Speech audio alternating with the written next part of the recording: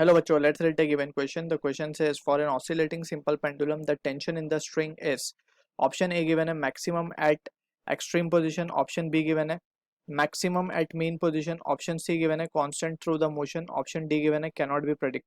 So for oscillating simple pendulum अगर हम consider करें case as a key concept तो हमें just the force that is acting on the simple pendulum that we need to understand. ये mean position से अगर हमने pendulum यहाँ ड्रॉ किया सो वी नो कि टेंशन यहाँ पे स्ट्रिंग में इस तरफ आएगी and this is the angle theta and let's say it is been moved from the mean position. ये मीन पोजीशन हमने मान ली.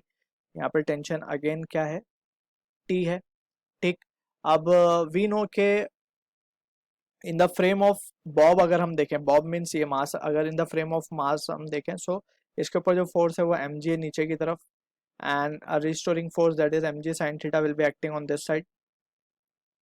मीन पोजीशन है एम जी साइन थीटा. ठीक.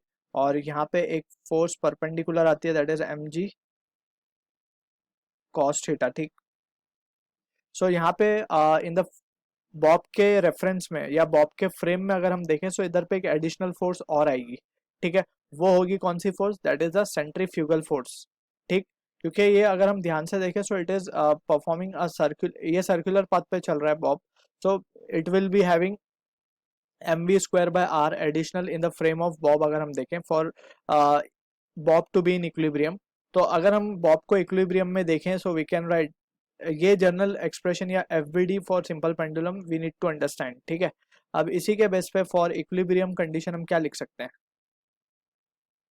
फॉर इक्विलिब्रियम टेंशन को हम क्या लिख सकते हैं? M V square by R, L basically length अगर एल मान ली जाए इसकी.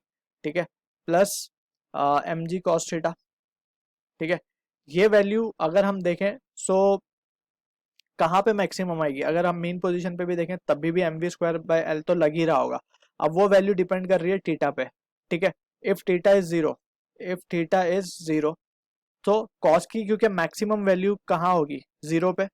That's the case we can say T max आ जाएगा हमारे पास. That will be M V square by L plus M G. और ये केस कब बन सकता है? ये केस बनेगा मीन पोजीशन पे जब थीटा की वैल्यू जीरो हो गई. थीटा जीरो हो गया that will corresponds to what? Mean position. So tension maximum कहाँ आ रही है? मीन पोजीशन पे. So we can say tension maximum at mean position. So option B is the answer to the question. I hope you understood the solution. All the best.